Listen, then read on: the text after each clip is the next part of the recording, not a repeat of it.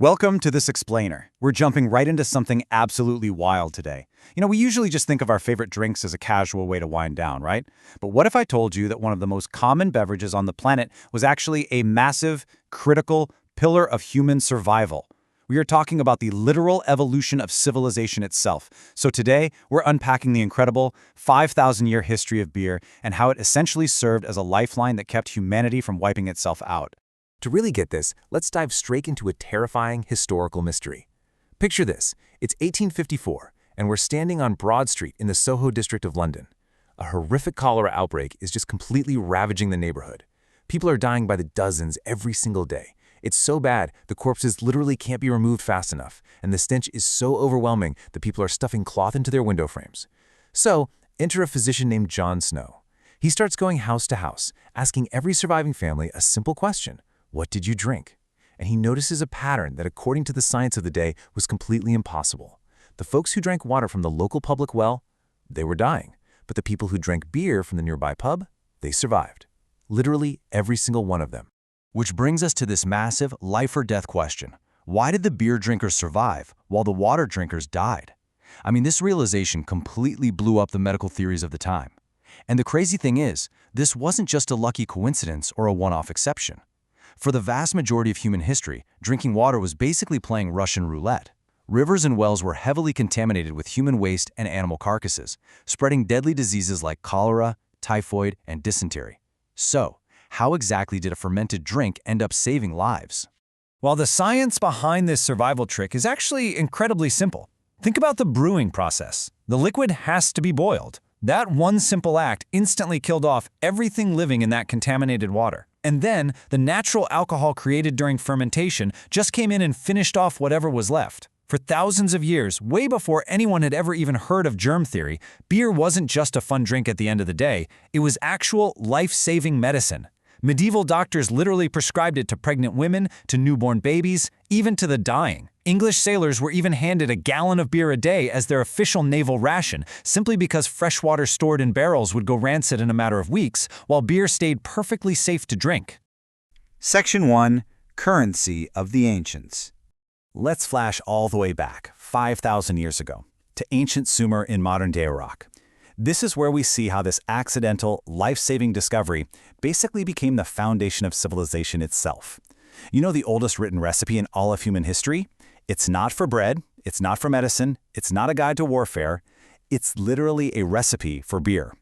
It was etched into a clay tablet around 1800 BC called the Hymn to Ninkasi, who was the Sumerian goddess of brewing, and it details exactly how to brew beer using bread and grain. But here's the kicker. In Sumer, beer was absolutely not a luxury item. It wasn't just for weekend parties. It was a state ration currency. People were paid directly in beer as their daily wages, and it was meticulously tracked in official government records. Your ration was tied directly to your social rank. So a laborer got 1 ration, a supervisor got 2, and an official got 3. And to put that scale into perspective, 4 liters a day. When we look over at ancient Egypt, the system was on a totally different level. Archaeology actually confirms that the workers hauling stone to build the Great Pyramids at Giza were handed a massive daily state ration of 4 liters of beer just to fuel their labor. The Egyptian government ran these gigantic breweries right next to the construction sites. Beer was, quite literally, the essential fuel that powered the construction of the most famous monuments in the ancient world. Section 2. Monasteries and alewives. Moving into the medieval period, brewing evolved into a highly respected domestic science. Women, who were known as alewives, ran the show, brewing in their homes and passing recipes down from mother to daughter. But the absolute biggest centers of brewing innovation, those were the monasteries. And here's a super fascinating detail that gets overlooked all the time. The earliest monastic breweries were actually run by nuns.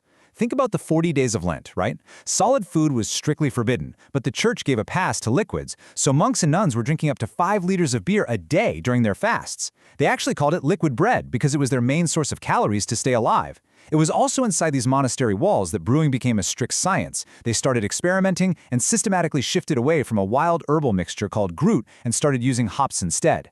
This was a total game changer because hops vastly improved the flavor and drastically extended the drink's shelf life.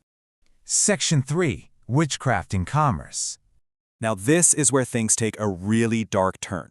As medieval cities exploded in population, brewing shifted from a household chore into a highly profitable commercial commodity. And with that massive profit came a huge economic shift. Commercial brewing started requiring serious capital. Big copper kettles, expensive licenses, guild memberships, and women were systematically boxed out. But standard economics wasn't enough to get rid of the competition. Fear was actually weaponized. Think about the witch hunts of the 15th and 16th centuries. It is absolutely wild when you realize that the terrifying classic imagery of a witch perfectly mirrors the everyday tools of the female alewife. That tall pointed hat, that was just a highly visible market hat so customers could spot the alewife in a crowded street. The classic black cat, well, every brewer needed a good mouser to protect their expensive grain from rodents. The broom was just used to sweep out the brewery floor, and that bubbling cauldron, that's just a standard brewing kettle. Through a mix of brutal economic pressure, legal restrictions, and literal social panic, women were forced out and brewing became an entirely male-dominated commercial industry.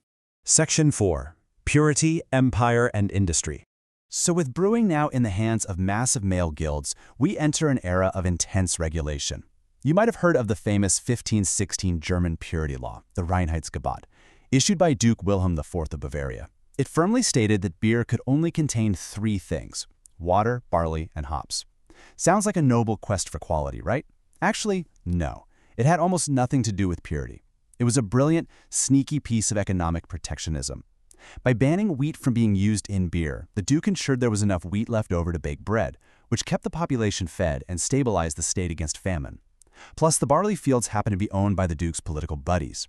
So this law directly lined the pockets of his friends while completely crippling competing brewers from neighboring regions who relied on cheaper ingredients. It was genius, really, but completely rigged. Now let's fast forward a bit to the 1790s, where a total logistical nightmare accidentally birthed an absolute icon. British troops stationed in India were getting incredibly sick from the local water, but shipping regular beer to them was a disaster. It would completely spoil during the multi-month voyage around the Cape of Good Hope. Enter a London brewer named George Hodgson. He had this light bulb moment. Hops and alcohol both act as natural preservatives, so why not just max them both out? He created this highly hopped, high-alcohol beer, loaded it onto the ships, and a really funny thing happened on the way to India. The constant rolling of the ship and the intense fluctuations in temperature actually aged the beer and dramatically improved its flavor profile. And just like that, out of pure military necessity, the incredibly famous India Pale Ale, the IPA, was born. From those early purity laws and the accidental invention of the IPA, the brewing industry just strapped itself to a rocket during the Industrial Revolution. Let's look at the timeline. In 1876, Louis Pasteur finally decodes how yeast fermentation actually works. Suddenly, brewing isn't a mystical gamble anymore. It's a predictable, exact science. Then, right on its heels in the 1880s, we get mechanical refrigeration. This was huge because pale lagers require very cold temperatures to brew. Now they could be mass-produced year-round, regardless of the climate outside.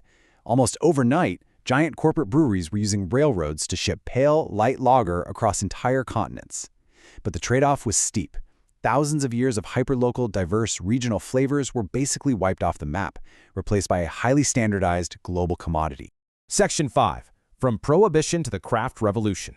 Which brings us to the 20th century. And it's so ironic because a massive, sweeping government attempt to completely erase alcohol ended up laying the exact foundation for its biggest renaissance.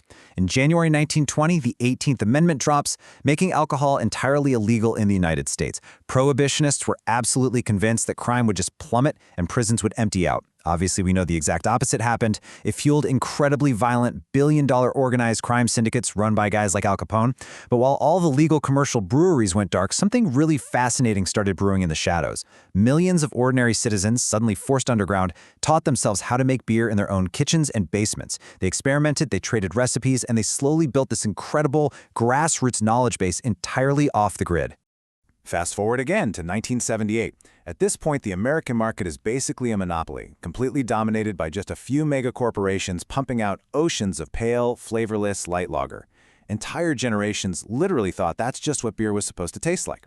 But then, President Jimmy Carter signs this seemingly minor, boring, bureaucratic law that finally legalizes home brewing at the federal level. Boom. Suddenly, all those basement hobbyists could bring their equipment out into the light, and they went wild. They started digging up and reviving lost British ales, obscure German wheat beers, heavy Belgian Trappist ales, bringing back all those rich, dark, bitter, complex flavors that industrialization had almost managed to erase permanently. A handful of those homebrewers took a leap, opened up tiny commercial operations, and the modern craft beer revolution was officially ignited. And if you look at where that grassroots movement is today, the scale is just staggering. Back in the 80s, the big industry experts literally laughed at these craft brewers. They predicted it was a fad that would vanish in a few years. Fast forward to today, there are over 9,000 craft breweries operating in the United States alone. That's more than at any other time in American history. Craft beer has clawed back a massive 25% of the U.S. market by value, and it hasn't stopped there. This cultural flavor renaissance has spread like wildfire globally, hitting everywhere from Europe to Latin America, all the way to Japan. To truly wrap your head around the modern scale of this industry, it's mind-boggling. The global beer market today is worth roughly $800 billion every single year. We as a species are consuming somewhere around 2 billion hectoliters worldwide annually. I mean, it is a global reality that no ancient Sumerian scribe sitting in the dust and recording grain rations on a clay tablet could have ever possibly dreamed of. So, to bring this all full circle, I want you to think back to physician John Snow standing on Broad Street, staring at a life-saving miracle he couldn't quite explain. Because today, whether it's a Trappist monk in a centuries-old abbey in Belgium or a craft brewer experimenting in a garage in Portland, they are keeping alive the exact same magic as the ancient pyramid builders and the medieval alewives. They take water, grain, and hops, and they perform this simple alchemy to create the very drink that for 5,000 long years was quite literally safer than water. It survived the witch hunts, it survived prohibition, it survived industrial homogenation, and every single attempt to control, regulate, or ban it. So I leave you with this one thought. The next time you see a glass of this ancient, unbannable liquid, ask yourself, are you really just looking at a casual beverage, or are you looking at the very elixir that kept human civilization alive? Thanks for joining me on this explainer, and keep learning.